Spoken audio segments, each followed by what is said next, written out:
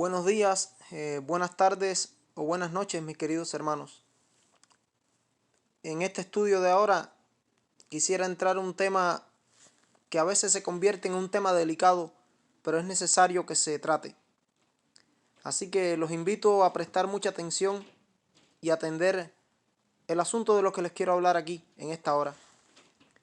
Y yo he titulado a este estudio El nuevo orden mundial y la secta aborrecible. Sí, el nuevo orden mundial y la secta aborrecible. Yo quisiera empezar este estudio, mis queridos hermanos y amigos, con una increíble declaración que me llena de alegría y preocupación a la misma vez. Sí, hay sentimientos encontrados de alegría y preocupación. Alegría porque nuestro mayor enemigo reconoce nuestra total sujeción de creencias a la palabra divina, y la preocupación porque esta es la mayor razón que emplea para engañar al mundo y acusarnos a nosotros, en este caso de fanáticos, extremistas, sectarios, disidentes, alarmistas, separatistas, fundamentalistas, con el fin de buscar, en este caso, la persecución y exterminio de este movimiento remanente del fin, levantado por el Señor. Este enemigo del pueblo remanente de Dios, que está mencionado allí en Apocalipsis 12:17, que es el dragón, la serpiente antigua que se llama Diablo y Satanás y que engaña al mundo entero. Dice allí que el dragón se llenó de ira contra la mujer y se fue a hacer guerra contra el resto de la descendencia de ella, los que guardan los mandamientos de Dios y tienen el testimonio de Jesucristo.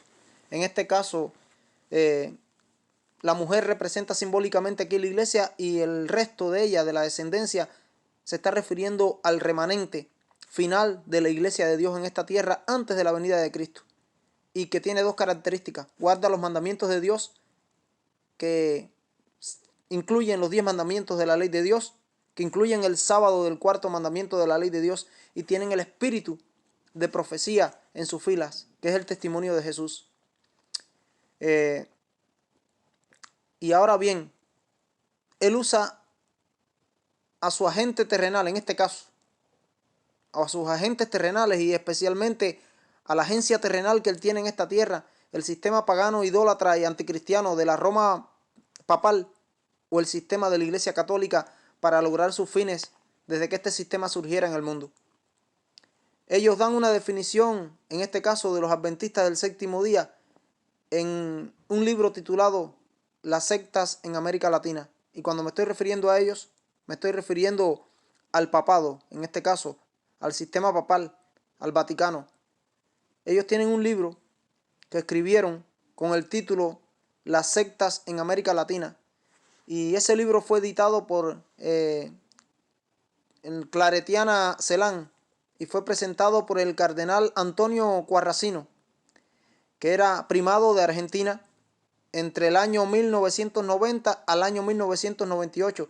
Y si ustedes supieran de quién fue antecesor este hombre, el que lo sucedió en el cargo a él, en Argentina, en este caso, en el primado de Argentina, como sacerdote principal, arzobispo y cardenal en toda Argentina, fue el actual papa jesuita Jorge Mario Bergoglio, en este caso Francisco, que lo sustituyó en el año 98. Entonces, este dice así, en este caso, ese libro, hablando con respecto a los adventistas y tildándonos a nosotros de secta. Miren lo que dice.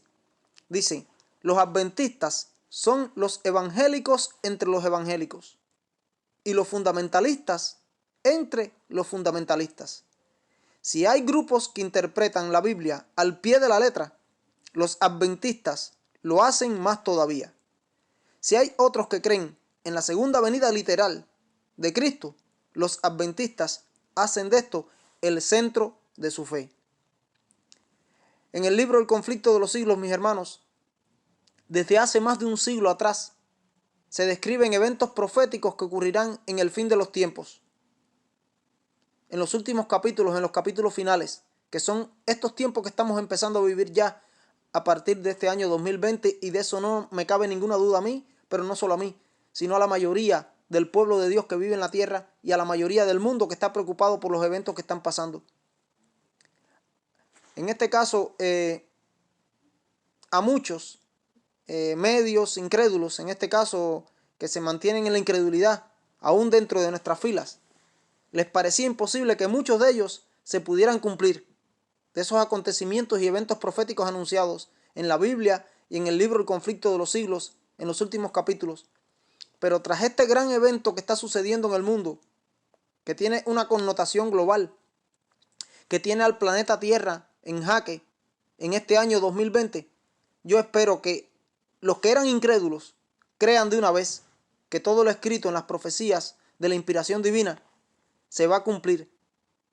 Y a los que se hayan dormidos, como las 10 vírgenes de la parábola, es mi deseo y mi oración que se despierten de una vez, porque ya está viniendo el esposo y la puerta de la gracia se está por cerrar en este mundo. Elena de White escribió en el libro El conflicto de los siglos, en la página 693, lo siguiente, y les quiero compartir la cita. Conflicto de los siglos, página 693. Dice: cuando los que honran la ley de Dios hayan sido privados de la protección de las leyes humanas, empezará en varios países de la tierra un movimiento simultáneo para destruirlos. Conforme vaya acercándose el tiempo señalado en el decreto, el pueblo conspirará para extirpar a la secta aborrecida. Se convendrá en dar una noche el golpe decisivo que reducirá completamente el silencio o al silencio, la voz disidente y reprensora. Conflicto de los siglos, página 693. Sí, mis hermanos y mis amigos que ahora me escuchan y aquellos que no son mis amigos y que me están escuchando, que están escuchando este video, este audio video. En los Estados Unidos, el FBI ha creado un departamento para controlar a las sectas. Su misión es determinar cuáles son las sectas peligrosas y cuáles no lo son. Todos aquellos grupos religiosos que toleran a la Iglesia Católica, es decir, que no toleran a la Iglesia Católica, se están convirtiendo en el objetivo de este departamento, por lo que antes o después, en algún momento, van a ser denunciados como secta peligrosa. Todos los que tienen posición con respecto a que el Papa es el anticristo, el sistema papal, y no aceptan estos dictados, van a ser marcados dentro de muy poco tiempo como sectarios. Este departamento del FBI, del FBI, como se conoce, fue el que decidió el asalto armado, en este caso al rancho de los Davidianos en Waco, en Texas, y que provocó la muerte de 85 personas aproximadamente, inocentes, casi que 90 personas. Y posteriormente, el presidente o el expresidente de los Estados Unidos, Bill Clinton o William Clinton, respaldó el sangriento asalto de Waco y habló de un surgimiento de este tipo de fanatismo en todo el mundo. Y anunció que puede ser que tengamos que confrontarlo otra vez. Él dijo que posiblemente había que confrontarlo en un futuro, después de Waco, Texas. Y los davidianos se habían refugiado en el campo o hacienda llamada el Monte Carmelo, en Texas.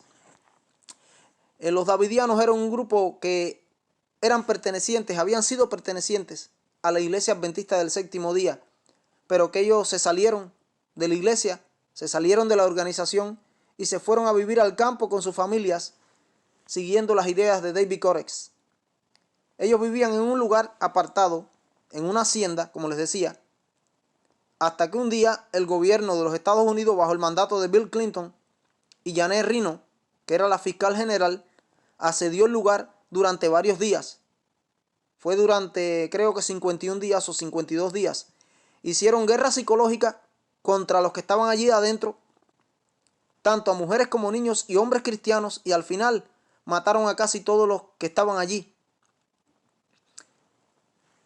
Pero se sabe que el expresidente Bill Clinton es un jesuita graduado del Colegio Católico St. John's y de la Universidad Jesuita de Georgetown, que está en Washington, que pertenece a los jesuitas. Ahí se graduó él. Y bajo sus órdenes mataron mujeres, mataron niños y hombres cristianos por el delito de haberse salido del sistema y de la religión organizada, tildándolo de secta peligrosa y creando un precedente para un futuro próximo. que ese era el fondo de la idea de lo que andaban persiguiendo.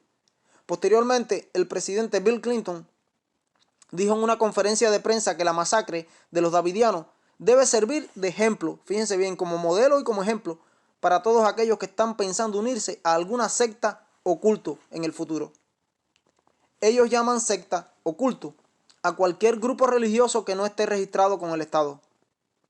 La masacre que aconteció en Waco, en Texas, sirvió para despertar a muchas personas sobre la realidad de que el gobierno se encuentra bajo el control de Roma, bajo el control de los jesuitas, por medio de esta orden, que están infiltrados en la que fuera una nación protestante. Y ahora mayormente tras la visita del Papa Francisco en el año 2015 a los Estados Unidos, donde habló ante el Congreso y el Senado de la nación, llegaron al control, creo que total, de esta nación. Así crearon ellos un precedente por ley para actuar en el futuro contra lo que les da la gana de catalogarlos ellos por una secta oculta. Mis hermanos, en las leyes del nuevo orden mundial, ellos planean crear un tribunal para todo el mundo, donde exista un gobierno supranacional, es decir, que esté por encima de las naciones, gobernando por encima de las naciones, que rija el destino de todas las naciones, pero que va a estar controlado desde Roma, donde el Papa sea el árbitro final en la toma de decisiones, como escribiera el ex sacerdote jesuita Malaquías Martín en su bestseller titulado Las llaves de esta sangre, donde también decía que los que no se sometan a ese arbitraje del gobierno mundial, que va a ser gobernado desde Roma, desde el Vaticano, se les va a denominar en este caso globalistas provinciales, o se les denomina porque ya están tildados así, estamos tildados así, de globalistas provinciales, dentro de lo que se encuentran, en este caso, los adventistas del séptimo día, como organización. Y si no se suman, dicen ellos, a la locomotora global del nuevo orden mundial que está llegando a este mundo, están destinados a sufrir una serie de mutilaciones y desaparecer por completo. Un ejemplo de esta agenda, mis hermanos, se puede ver en el día sábado 18 de julio del año 98, que representantes de 120 países firmaron el estatuto del nuevo Tribunal Penal Internacional con carácter permanente. Este tribunal está destinado a juzgar responsables de diversas acciones consideradas crímenes tales como genocidio, crímenes de guerra, crímenes contra la humanidad y agresiones. Pero dicho tribunal no juzgará a estados, sino a individuos. Eso es lo que dicen. Y según el ministro de Asuntos Exteriores alemán, el canciller de Alemania, en aquel momento, el tribunal supone un paso decisivo hacia un orden mundial, un nuevo orden mundial donde se reforzará el derecho y donde los peores crímenes no van a quedar sin ningún castigo. Cuando Kofi Annan era el secretario general de las Naciones Unidas, declaró que la firma había sido un paso gigantesco en la vía de la justicia. Sí, mis hermanos, es la ONU quien controla y financia su establecimiento. Pero la ONU está controlada por el Vaticano, está controlada por los jesuitas. Por tanto, la ONU es un control de los jesuitas. Por ello, este organismo internacional, que es la Organización de Naciones Unidas, es el que se encarga de elegir los 18 magistrados del tribunal. Según declaraba el diario ABC, el día siguiente de la firma del estatuto, decía lo siguiente. Decían ellos, la colina del Capitolio, y está hablando en Roma, de allá del Capitolio en Roma, dice, la colina del Capitolio, corazón político de Roma imperial, o de la Roma imperial, se convirtió ayer tarde en escenario de la histórica firma del Estatuto del Tribunal Penal Internacional. Está impresionante eso. El jefe de la delegación de la Santa Sede, en este caso del Vaticano, en aquel momento, Monseñor Martini, manifestó su disgusto, y escuchen por qué se disgustó este hombre, porque él manifestó un disgusto. Este hombre que en aquel momento era el jefe de la delegación de la Santa Sede, en aquel momento, el Monseñor Martini, él manifestó su disgusto y su preocupación. Dice que por el voto en contra de algunos países que se oponían a la creación de este tribunal. Estaba disgustado y lo manifestó. No se quedó callado, lo dijo. la molestia que él sentía, el disgusto que él sentía, la preocupación que él sentía, porque hubo algunos países que votaron en contra de la formación de este tribunal internacional. Sí, mis hermanos, los cristianos, como conocemos por la historia, han sido perseguidos a lo largo de varios siglos de historia. Y se calcula que entre 75 a 120 millones de cristianos fueron martirizados en la Edad Media, en los siglos de la Edad Media, cuando la Iglesia Católica tuvo el dominio en la Edad Medieval, en la Edad Oscura. No obstante, es incomprensible que esto haya sido así, ya que los verdaderos cristianos no hacen uso de alcohol, no hacemos uso de las drogas, pagamos nuestros impuestos, no utilizamos la violencia y menos matamos a otras personas, no pertenecemos a bandas criminales, somos buenos vecinos, somos buenos ciudadanos, no somos una escoria, aunque nos tienen por escoria en el mundo. ¿Por qué entonces los cristianos hemos sido siempre perseguidos por otros? ¿Por qué siempre hemos sido perseguidos y aún martirizados? ¿Por qué persiguieron y asesinaron a Jesús de Nazaret si Jesús no hizo nada malo? Es que el problema es que su vida fue tan piadosa, mis hermanos, que con su actitud él denunció el pecado de los demás.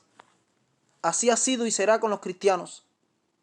Cuando no se puedan presentar cargos contra los cristianos, sus perseguidores los inventarán, presentando pruebas o testigos falsos, tal y como ocurrió con Jesús. Escuchen esta cita que Elena de White escribiera en Review and Herald el día 14 de marzo del año 1896. Dice: serán revividas las mismas escenas que se vieron durante el juicio, el rechazo y la crucifixión de Cristo. En los diferentes juicios que tuvo que soportar Jesús, mis hermanos, fueron presentados falsos testigos para acusarlo con falsedad, para buscar su condena. Y Jesús dijo en una ocasión: si yo que soy árbol verde y hacen estas cosas conmigo, ¿cuánto más no van a hacer con ustedes que son árbol seco? Entonces, ¿qué no podremos esperar nosotros que somos árboles secos, mis hermanos, si a Jesús le hicieron todo eso? Nosotros tendremos que soportar falsas pruebas de testigos falsos, falsas acusaciones que se van a levantar contra nosotros.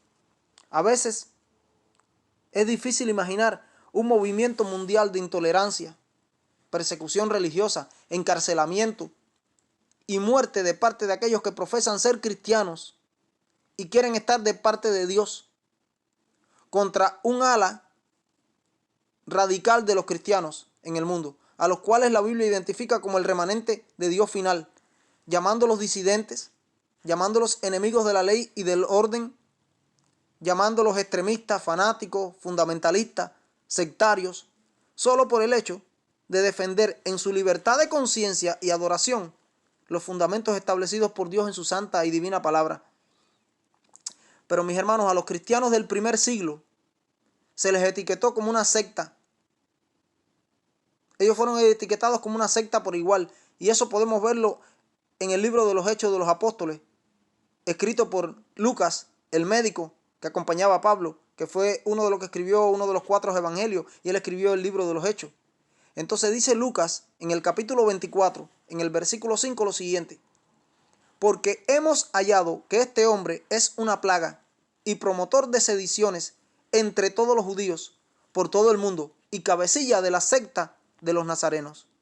Y en Hechos capítulo 28, en el versículo 22, es decir, 4 capítulos después, Lucas vuelve a escribir lo siguiente: pero querríamos oír de ti lo que piensas, porque de esta secta nos es notorio que en todas partes se habla contra ella.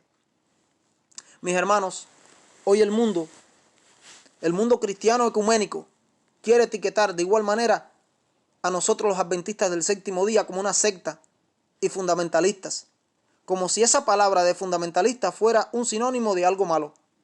Ya se ve esa palabra fundamentalismo como algo bien malo, cuando ese no es el origen del significado de esa palabra.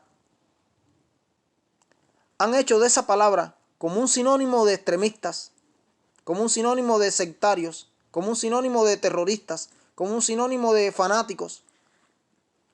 Pero todo eso está bien alejado de la verdad del real significado y del original significado de ese término, mis hermanos.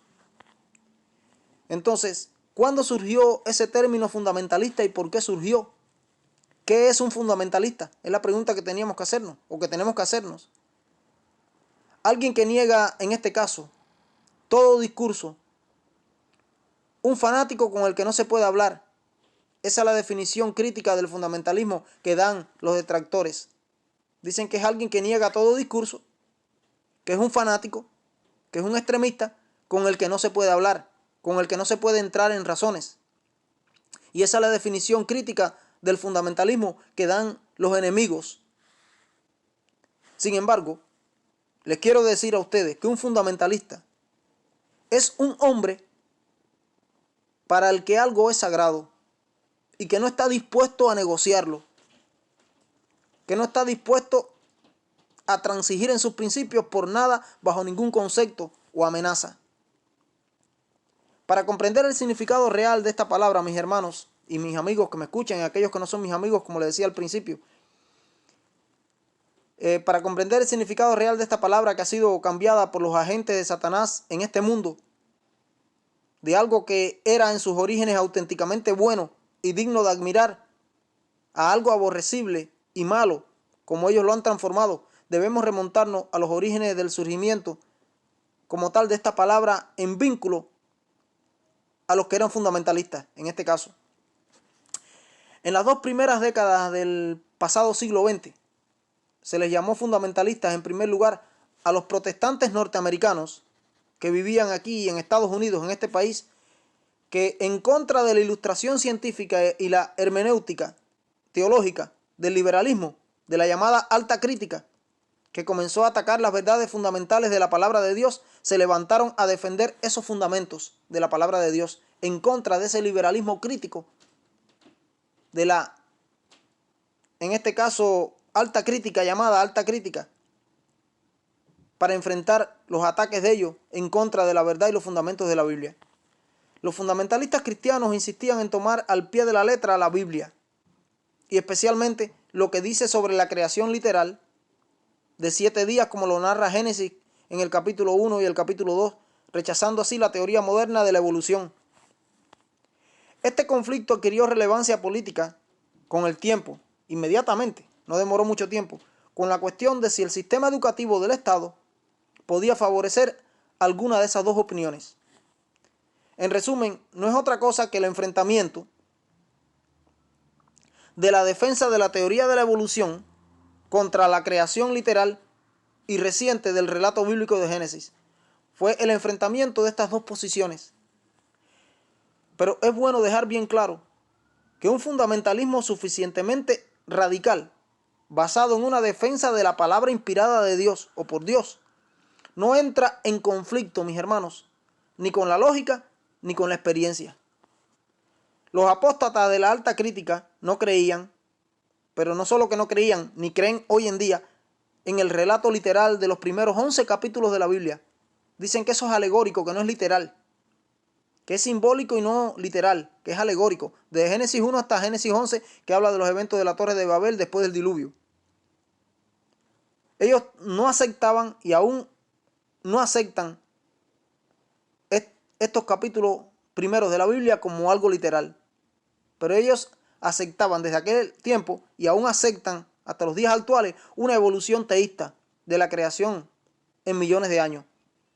Que ellos lo que dicen es como que Dios creó, Dios intervino, sí, porque son creyentes, son cristianos, entre comillas se dicen que son cristianos, que Dios creó en el inicio como esa sopa orgánica, los primeros organismos unicelulares, como mismo planteó Darwin, Oparin y todos estos evolucionistas que eran masones, y que Dios lo dejó al azar. Y pasó un proceso de millones de años en que la evolución se desarrolló. Entonces ellos quieren estar con Dios y con el diablo en sus enseñanzas. Que sí comenzó la creación inicial Dios, con los organismos unicelulares primero, y esos comenzaron a evolucionar con el tiempo hasta que el hombre llegó a ser el hombre tras un proceso evolutivo de millones de años, saliendo de los primates, del mono. Entonces ellos rechazan todos los milagros sobrenaturales que se mencionan en el Antiguo Testamento, como por ejemplo el cruce del Mar Rojo, lo que sucedió con Daniel en el foso de los leones, lo que sucedió con Jonás en el vientre del gran pez, lo que sucedió con los jóvenes hebreos en el horno de fuego. Ellos dicen que todo eso es alegoría, que eso es ficción, que eso no sucedió. Entonces ellos rechazan todos esos milagros sobrenaturales del Antiguo Testamento y todos los milagros del Nuevo Testamento, por igual, hechos por Jesús y hechos por los apóstoles. Ellos dicen que es una obra de ficción. Y eso que dicen llamarse cristianos, y lo pongo entre comillas. Ellos se han encargado de hacer ver como fanáticos, como extremistas, radicales y casi terroristas a los que defienden los claros fundamentos de la palabra de Dios, de la creación, registrados en las Sagradas Escrituras, transformando ante la opinión global como algo malo esta posición radical y fundamentalista de los creyentes en defensa a la literalidad de la palabra de Dios. El fundamentalismo, mis hermanos cristianos, es un fenómeno en gran medida protestante que se levantó para enfrentar esta apóstata posición satánica y liberal, defendiendo el relato literal de la Biblia, defendiendo la inspiración de la Biblia. Entonces Martín Lutero y todos los grandes reformadores de la historia, desde los valdenses, eran fundamentalistas por igual.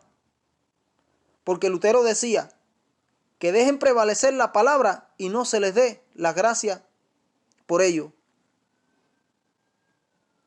La Reforma, sin dudas, fue un movimiento fundamentalista de regreso a los orígenes, mis hermanos, a los orígenes de la Biblia, de la palabra de Dios, a lo que fue escrito originalmente. El fundamentalismo significa, sobre todo, regresar a la autoridad literal de la inspiración divina de las Sagradas Escrituras. El fundamentalismo protestante se sustrae al círculo de la interpretación de la Biblia en la aceptación por fe, basada en evidencias de una literalidad del texto y libre de interpretaciones privadas personales. Se debe dejar prevalecer, en este caso, la palabra de Dios y que ella misma se explique sola, como lo dejó registrado el apóstol San Pedro y el profeta Isaías. Pedro escribió en su segunda carta, en el capítulo 1, versículo 19 al 21, un texto de mis favoritos de la Biblia, un pasaje que sé que muchos se conocen de memoria. Yo me lo sé de memoria porque desde la primera vez que lo vi me encantó y me lo leí y me lo aprendí.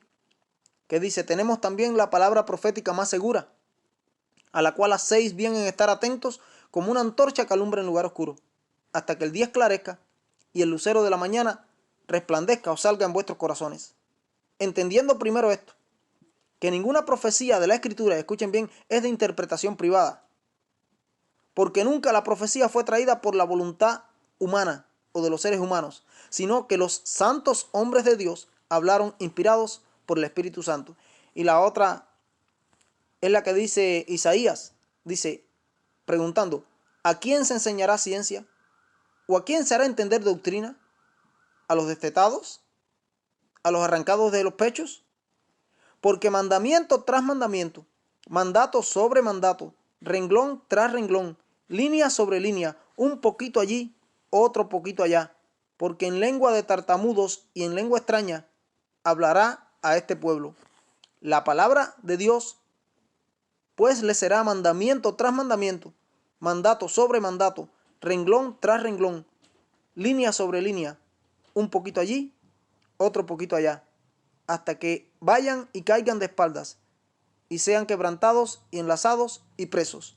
Isaías 28, 9 al 11 y el versículo 13. Entonces, los llamados fundamentalistas, mis hermanos, entre quienes los del pueblo remanente adventista somos la vanguardia, según la Iglesia Católica, somos tildados de fanáticos, somos tildados de extremistas, somos tildados de sectarios y fundamentalistas, como peligrosos por el mundo ecuménico liberal cristiano, quienes están en maridaje fornicario con los políticos del mundo, los cuales en su mayoría son masones de alto grado y que están penetrados por la orden de los jesuitas, controlados por ellos. Y esto solo por aceptar el desafío de Dios a defender la verdad pura de Dios, la verdad pura que está en su palabra, en su santa palabra, en su eterna palabra, que le fue dada una vez a los santos. Miren lo que dicen estos salmos con respecto a este asunto Y fue uno de los textos que inspiró a este grupo de protestantes para defender los fundamentos cuando estos comenzaron a ser atacados a principios del siglo XX de una manera ya más descomunal y abierta. Dice el Salmo capítulo 11 o el Salmo 11, versículo 3, lo siguiente. Dice, si fueren destruidos los fundamentos, y viene la pregunta, ¿qué ha de hacer el justo? Fíjense bien, eso es un desafío de Dios y es un llamado de Dios. Dice, si fueren destruidos los fundamentos, si está hablando de los fundamentos de la palabra, ¿qué ha de hacer el justo? ¿Qué debe hacer el justo? Salmo 11.3. Por lógica, defenderlo con la misma palabra de Dios. Y dice el Salmo 119.126 lo siguiente. Tiempo es de actuar, oh Jehová, porque han invalidado tu ley.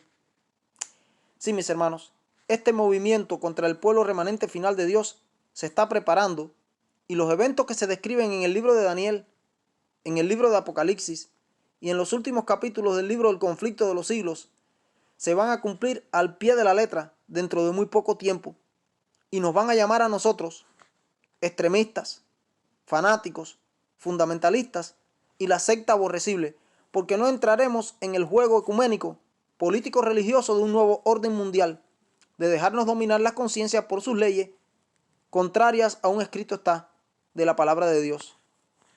A Dios le pido hoy, y todos deberíamos hacerlo, que Él nos ayude a ser conscientes del tiempo en que estamos viviendo ya en este año 2020, mis hermanos.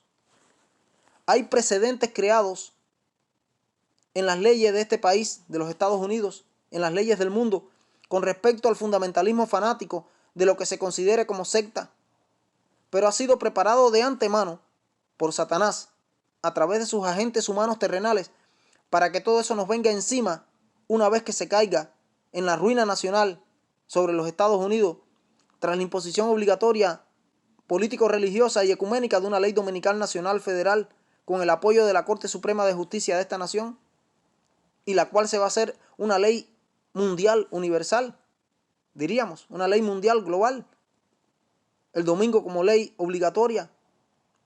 El día 26 de junio del año 1994, la fiscal general de los Estados Unidos, Janet Reno, fue entrevistada en referencia al tema de las sectas. Y durante esa entrevista, que duró como una hora, se le preguntó qué tipo de características tiene un miembro de una secta. Y entre las características que ella citó estaban tener una sólida creencia en la Biblia.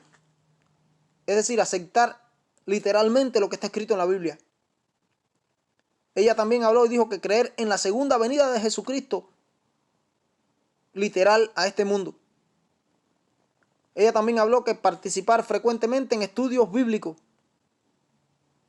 y hacer proselitismo. Y también habló de apoyar económicamente a una causa cristiana.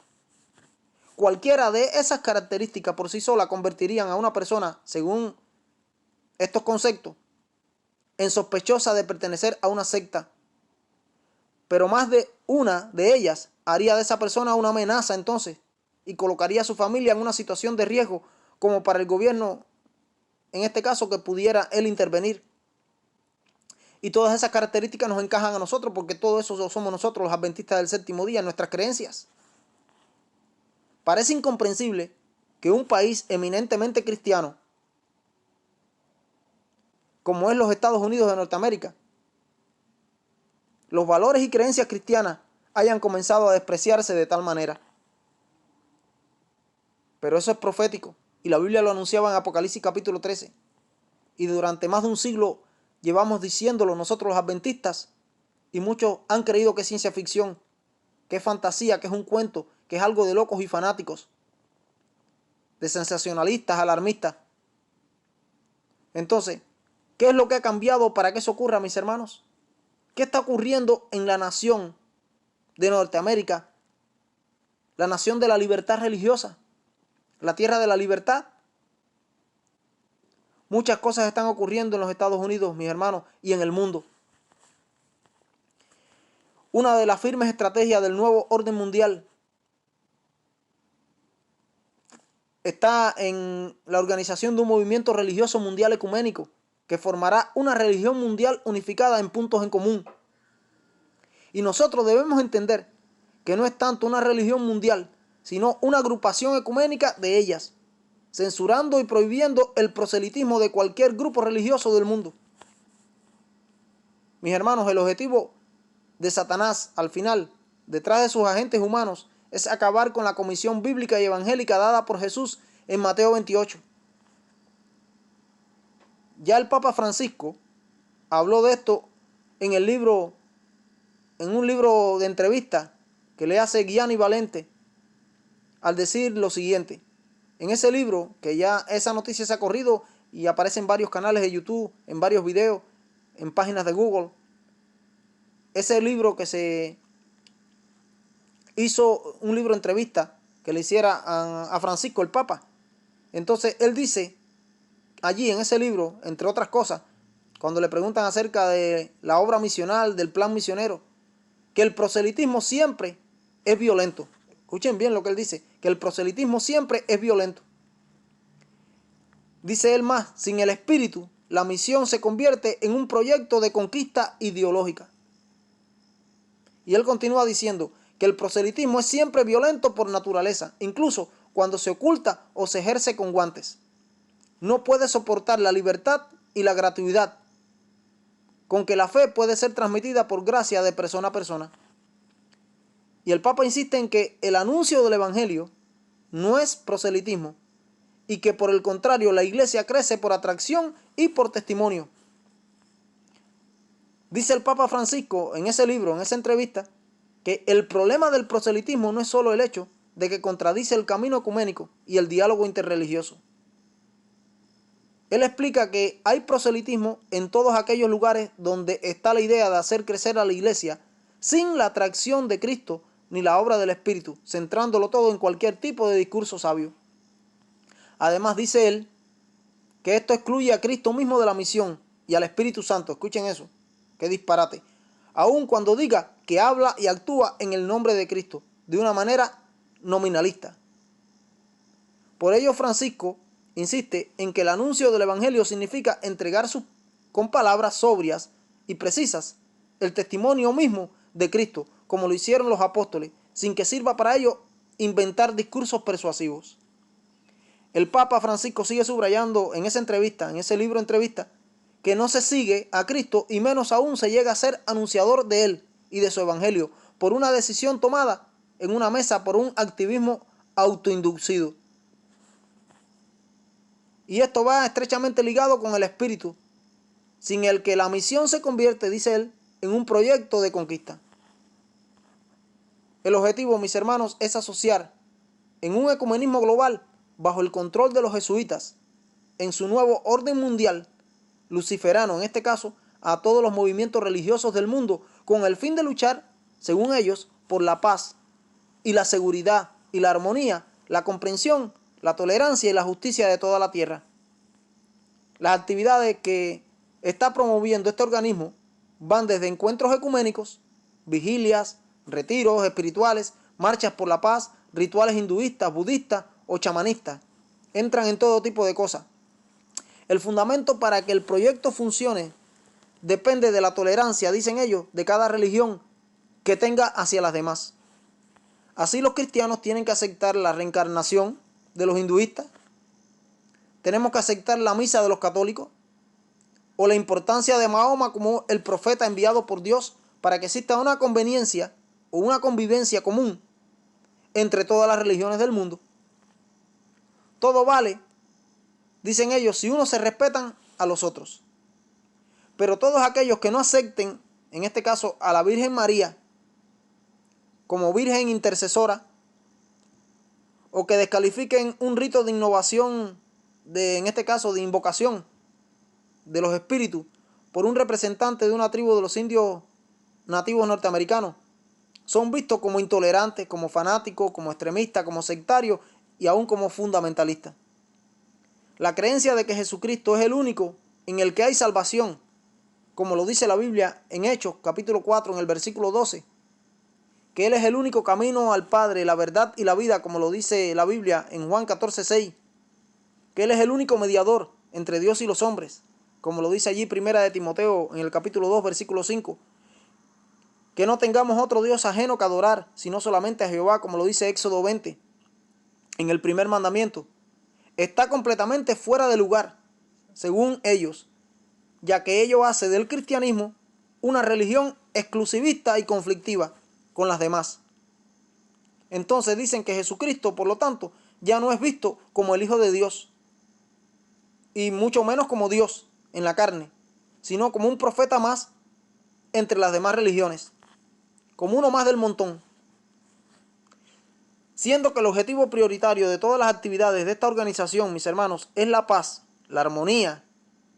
Todos aquellos que no se sometan al proyecto del nuevo orden mundial, de esta religión mundial ecuménica, van a ser vistos como intolerantes, van a ser vistos como extremistas, van a ser vistos como fanáticos, como conflictivos, como anarquistas, como fundamentalistas y como sectarios.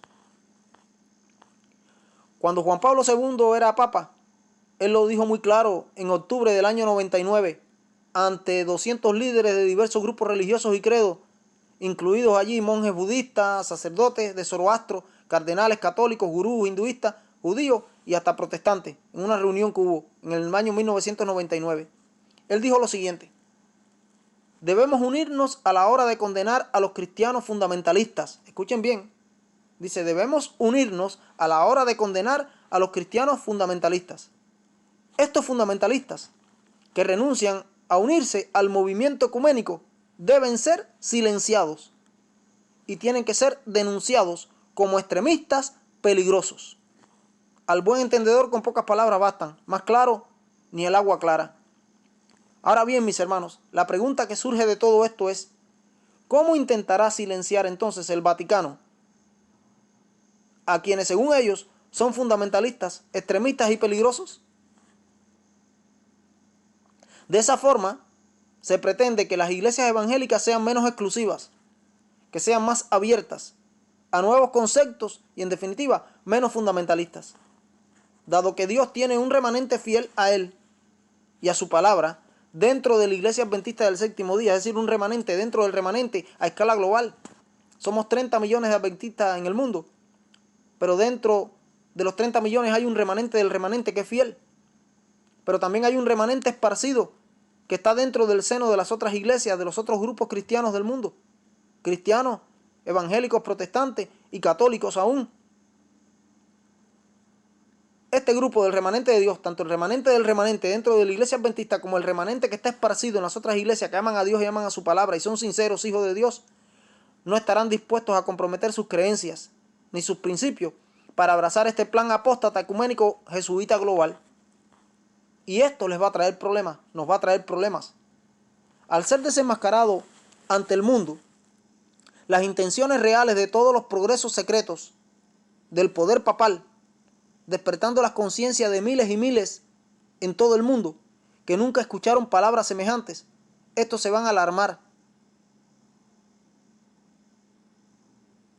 y se van a enfurecer porque ven que se están despertando las conciencias del pueblo, que miles están creyendo, pero se van a enfurecer y se van a alarmar contra quienes le quitan las máscaras, contra quienes los están desenmascarando.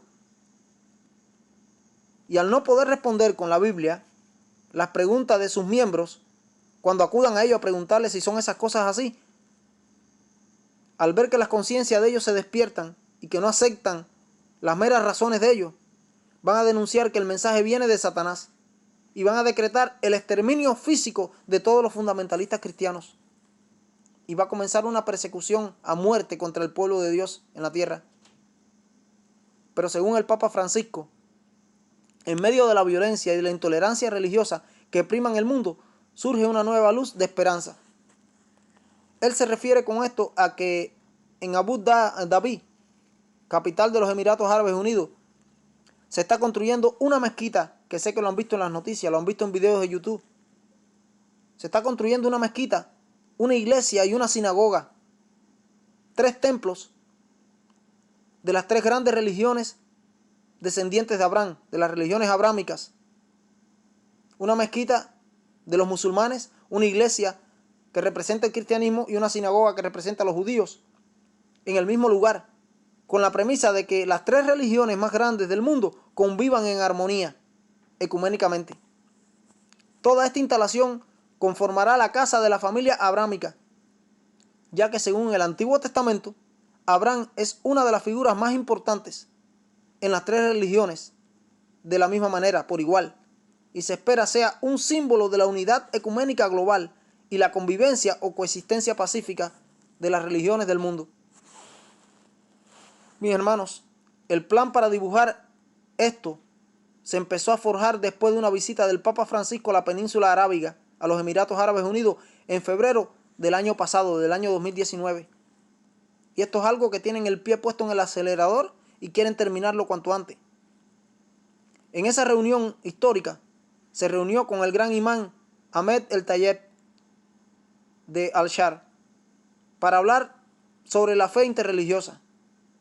Luego ambos líderes, en este caso el Papa y el gran imán, publicaron el texto conjunto bajo el título Documento sobre la fraternidad humana para la paz mundial y la convivencia. Este documento pide a los líderes políticos de todo el mundo que trabajen hacia la tierra unificada sin discriminación religiosa. Yo creo que en este año 2020, con lo que estamos viviendo ahora, con esta pandemia que no sabemos cuándo va a finalizar, ella va a finalizar, pero es una preparación para estos eventos, porque todo está planificado. Yo espero y creo que en este 2020, con lo que estamos viviendo nosotros ahora, por experiencia, con esta pandemia, que nadie se atreva a dudar de que un gobierno o nuevo orden mundial está formándose y que es acelerado, que está en camino. Todos los líderes políticos y religiosos a escala global lo están proclamando al descaro en los medios de comunicación. Se nos presenta este gobierno como la solución a los problemas de este mundo, mis hermanos. Los tratados, los acuerdos y otros documentos necesarios para que sea una realidad han sido todos preparados. Ya todo esto es una agenda planificada que lleva años planificada. Esto no se está improvisando en el camino, ya esto está hecho hace rato. Además de una religión mundial, se estudia la creación de un ejército mundial, de una moneda única mundial, de una constitución mundial, de un tribunal mundial, de un gobierno mundial. La Organización de las Naciones Unidas, la ONU, puede parecer que es un organismo solo político, pero no es así. Sus expectativas son mucho más amplias. Tenemos que entender que esta organización está controlada por el Vaticano. Luis M. Dolan, sacerdote católico argentino y que fuera representante emérito de las Naciones Unidas por más de 30 años, trabajando con esta organización como consultor y asesor y trabajador en programas religiosos e interreligiosos en más de 85 países, dijo lo siguiente, y se los comparto aquí. Este hombre dijo: se traen constantemente asuntos de moral y ética a esta organización mundial. Por ello, las Naciones Unidas extienden su poder a nuestros corazones y nuestras almas. El desarrollo debe ser total, por ejemplo, debe trascender el dominio puramente económico para incluir dimensiones sociales, culturales, políticas y espirituales. Se presenta el gobierno mundial como una idea esencialmente civil. No funcionará a no ser que se presente como un ideal religioso. Eso está en el desarrollo y espiritualidad, reflexiones personales de un católico, en Educación Global y Asociados. Dolan cree que para lograr este objetivo espiritual, la Organización de las Naciones Unidas necesita una voz católica. A que quizás nunca habías escuchado o habías oído decir alguna vez, en este caso, que la ONU, la Organización de Naciones Unidas, debe encargarse también de los aspectos espirituales de la humanidad. ¿Qué ocurrirá cuando un organismo puramente político, entre comillas, que ya estamos viendo qué cosa es, quiera regir los asuntos de los religiosos a escala global? ¿Qué será de aquellos que no quieran adaptarse a las exigencias de la ONU sobre este punto, sobre este tema? Mis hermanos, la Biblia nos presenta el tiempo del fin como un tiempo de angustia y persecución para aquellos que quieran ser fieles y obedientes a Dios, cual nunca hubo desde que existe nación sobre la tierra ni lo habrá. El motivo no será otro que el de predicar a Jesucristo como el único en el que hay salvación y llamar a otros cristianos a abandonar sus iglesias para unirse al pueblo fiel de Dios en el fuerte pregón del cuarto ángel de Apocalipsis 18 tras la lluvia tardía, que hace un llamado a salir de Babilonia, a salir de la confusión. No obstante, los cristianos que así piensen, los cristianos que actúen de esta manera, conforme a como han entendido y como lo dice la Biblia, van a ser denunciados y perseguidos por infringir leyes que pretenden proteger a los individuos, que pretenden proteger a la paz y la armonía global, que pretenden proteger a las personas de cualquier agresión espiritual, tildándolos de disidentes, de separatistas, de fanáticos, de extremistas, de fundamentalistas, de anarquistas, terroristas, de sectarios y enemigos de la ley, la paz y el orden. Se pretende controlar, en este caso, y dominar, incluso silenciar a nivel mundial a cualquier persona, a cualquier grupo religioso que no se atenga al nuevo orden mundial y sus leyes y al nuevo movimiento ecuménico global que ya se está formando. Esto va a suponer que cada uno deberá permanecer en su iglesia o en su movimiento religioso sin pretender evangelizar o hacer proselitismo con nadie, como ha dicho Francisco, a cualquier otro miembro que pertenezca a otra iglesia diferente a la suya propia. Sin embargo, como adventistas del séptimo día, tenemos la misión bíblica, profética y escatológica de predicar el mensaje de los tres ángeles al mundo y el del cuarto ángel de Apocalipsis 18, del versículo 1 al 4, de hacer un llamado proselitista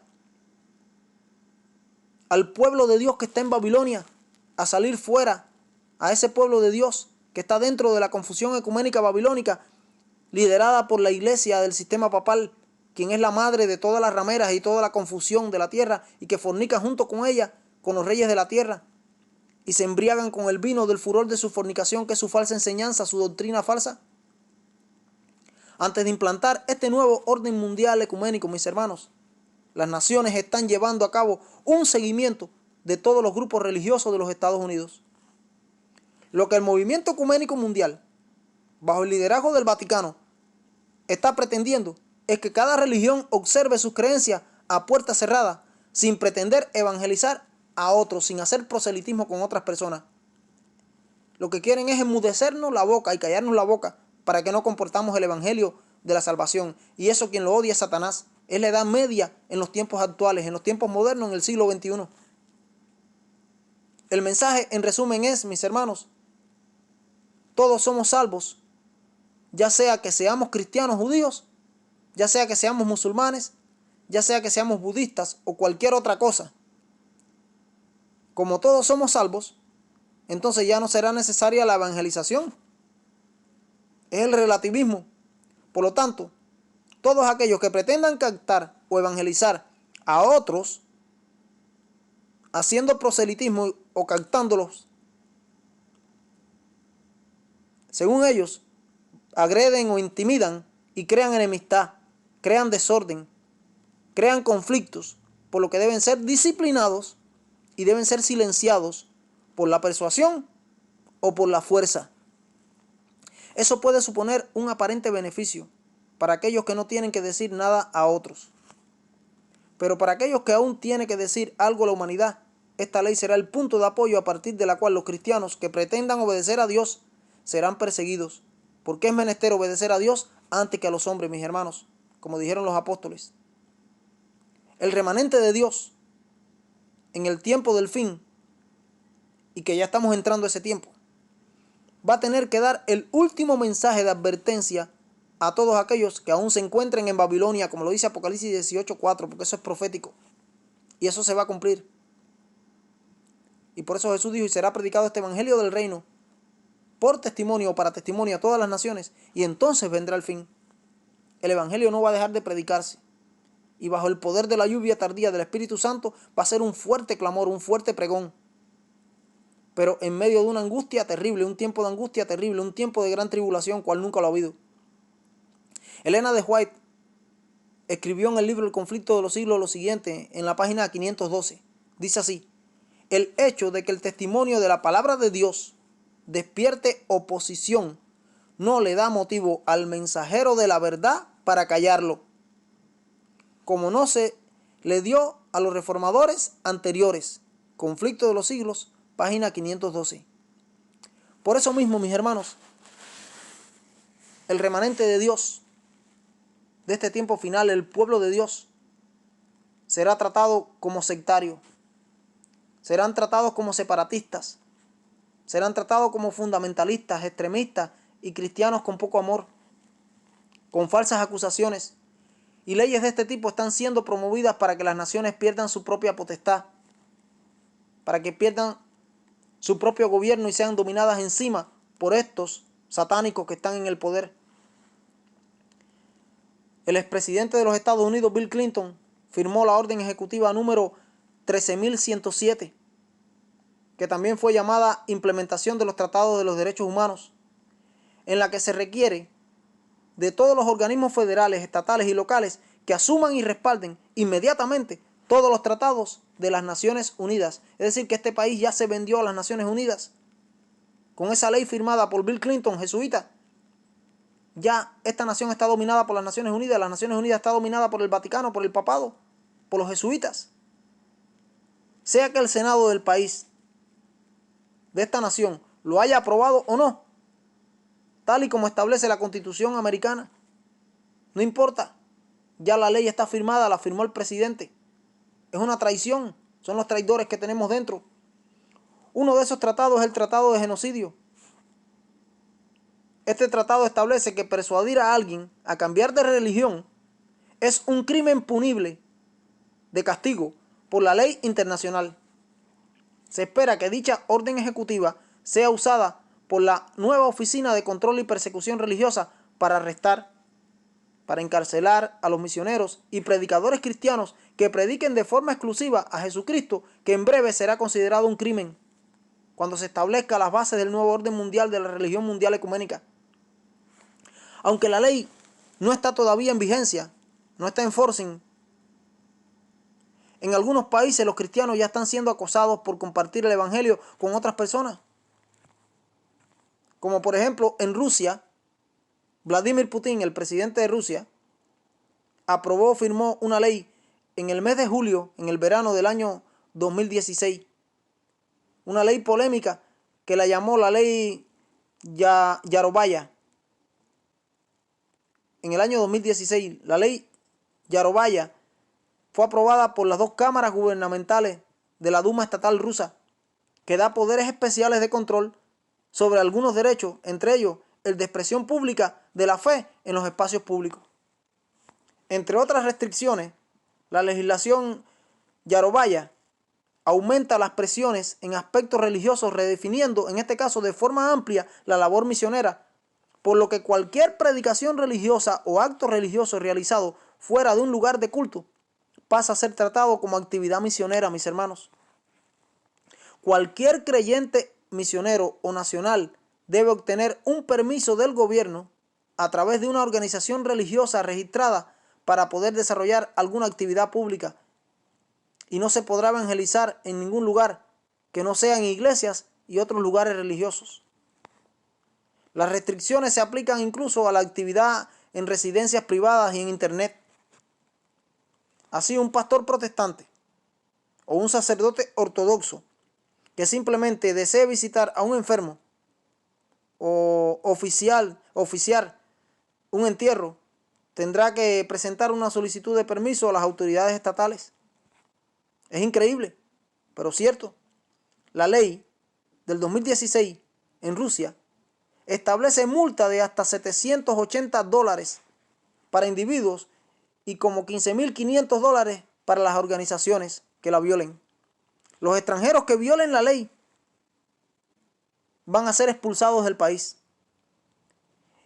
En el sur, en el oeste de Tanzania, en el suroeste de Tanzania, el pastor adventista Tensi distribuyó en mayo del año 99 más de 40.000 folletos evangelísticos. Y como resultado de esa obra misionera que hizo, 73 almas se unieron a la iglesia allá en Tanzania. Él contó cómo fue llamado por un sacerdote católico que quería saber quién estaba detrás de la distribución de esos folletos. Después de saber que se trataba de un pastor de la iglesia adventista del séptimo día, el sacerdote le dijo: lo que ustedes los adventistas están haciendo no lo van a poder seguir haciendo. No será detenida vuestra obra por presiones locales o leyes nacionales, sino que serán controlados desde niveles internacionales. Los adventistas no se dan cuenta de lo que están haciendo. Así le dijo ese hombre. Increíble. Martín Lutero fue acusado por Roma, por la Iglesia Católica, de corromper el matrimonio, de incitar a la gente a las revueltas, de incitar a la gente a la guerra, el asesinato, el hurto e intentar destruir la fe cristiana. Los cristianos del tiempo del fin, mis hermanos, debemos prepararnos para ser aborrecidos por todos y perseverar hasta el fin. La táctica de Roma volverá a repetirse. Es la misma estrategia de Satanás desde el principio, a través de sus agentes en la tierra, porque él odia al pueblo de Dios. Entonces, esa táctica de Roma, empleada contra Lutero, empleada a través de los tiempos por Satanás, por medio de sus agentes humanos, volverá a repetirse. Primero el aislamiento social, después el descrédito, más tarde falsos testimonios y falsas pruebas, y finalmente la exterminación con un decreto de muerte, de exterminación, el martirio. Ese fue el proceso que se siguió con Cristo. Fue el proceso que siguieron con Esteban, con los cristianos en los días de Nerón, cuando fueron culpados del incendio de Roma. El mismo proceso que se hizo cuando la Inquisición en los siglos de la Edad Medieval, en la Edad Media, en la Edad Oscura. Fue lo mismo que se hizo durante el Holocausto judío. Y lo será en la mayor persecución de la historia, que pronto comenzará, mis hermanos. El tiempo de angustia más grande cual jamás ha existido en esta humanidad. En ese tiempo final de la gran tribulación que se avecina, que la tenemos cerquita, al doblar de la esquina. La iglesia adventista no es una secta, mis hermanos, pero será presentada al mundo como tal. Nada puede evitar que si vivimos una vida cristiana de acuerdo a lo que Dios nos ha pedido, seamos perseguidos. Jesús dijo, si a mí me han perseguido, también a vosotros os perseguirán. Juan 15:10. Mis hermanos, la persecución servirá para glorificar a Dios. Pero si alguno padece como cristiano, no se avergüence, sino glorifique a Dios por ello, dijo Pedro en su primera carta en el capítulo 4, versículo 16. Sí, Pedro dijo, pero si alguno padece como cristiano, no se avergüence, sino glorifique a Dios por ello. Primera de Pedro 4:16. Dado que el tiempo, antes de que Jesús vuelva a la tierra, mis hermanos, será el de mayor persecución que ha existido jamás en 6.000 años de pecado que tiene este mundo, también será el tiempo de mayor glorificación del nombre de Dios, mis hermanos.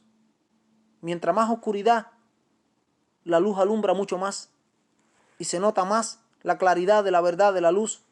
Y Jesús dijo, yo soy la luz del mundo, pero nos dijo que nosotros éramos la luz del mundo. Dios permitirá que así ocurra, ya que será el último medio de sacudir las conciencias del mundo, de las gentes, para que puedan decidirse y colocarse de la parte de Él, aunque los cielos se les desplomen encima. Estimados hermanos, quiero ir terminando con unas preguntas o dos preguntas para la reflexión. Y la primera es, ¿estamos estudiando diligentemente la palabra de Dios para poder ser protegidos de los poderosos engaños que se avecinan sobre el mundo y que podamos volver a ser el pueblo del libro como una vez se nos llamó? ¿Estamos estudiando la Biblia? ¿No estamos siendo cristianos light? ¿Estamos profundizando, escudriñando las Escrituras, como dijo Jesús? Porque a vosotros parece que en ellas tenéis la vida eterna, pero ellas son las que dan testimonio de mí. Y como dice el Salmo 119:11, en mi corazón he guardado tus dichos para no pecar contra ti. La otra pregunta es, ¿estamos preparados para obedecer a Dios ante que a los hombres? Y estar dispuestos a no callar lo que hemos visto y oído, siendo testigos fieles de Dios, mis hermanos. Jesús dijo en Mateo 5:10-12, bienaventurados los que padecen persecución por causa de la justicia, porque de ellos es el reino de los cielos. Bienaventurados sois cuando por mi causa os vituperen y os persigan y digan toda clase de mal contra vosotros mintiendo.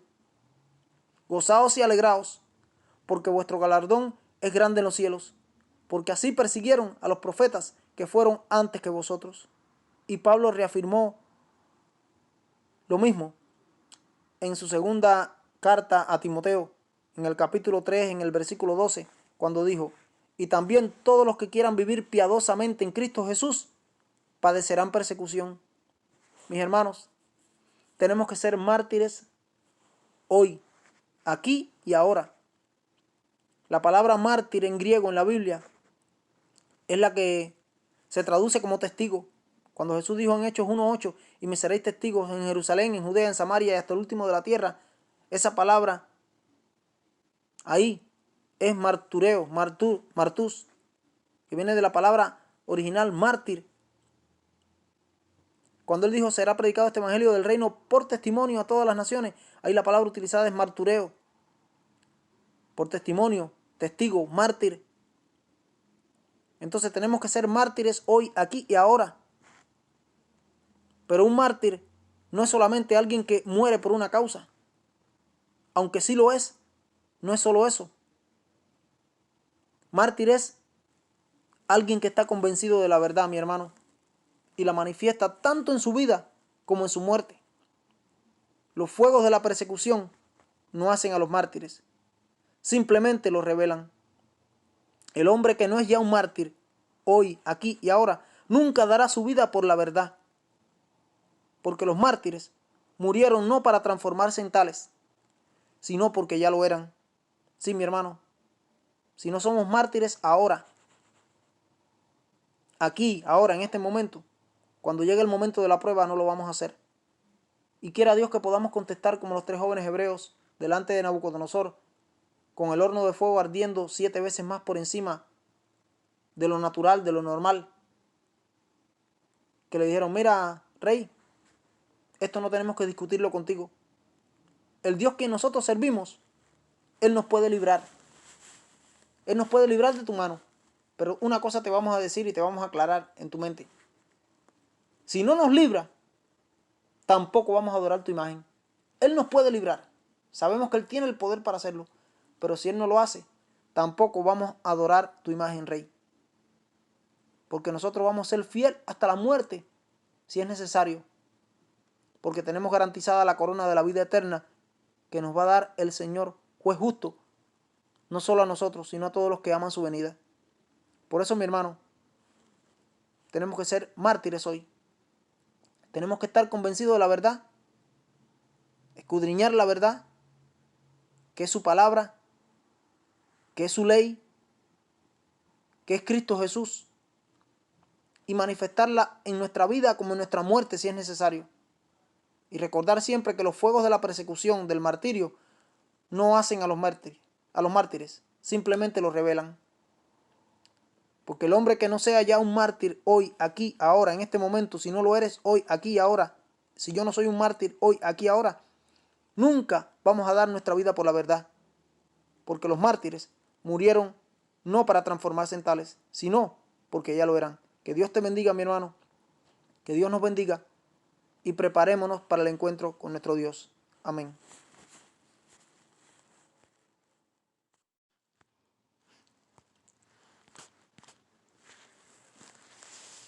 Buenos días, buenas tardes o buenas noches, mis queridos hermanos.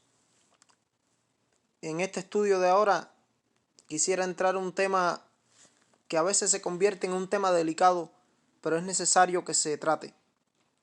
Así que los invito a prestar mucha atención y atender el asunto de lo que les quiero hablar aquí en esta hora.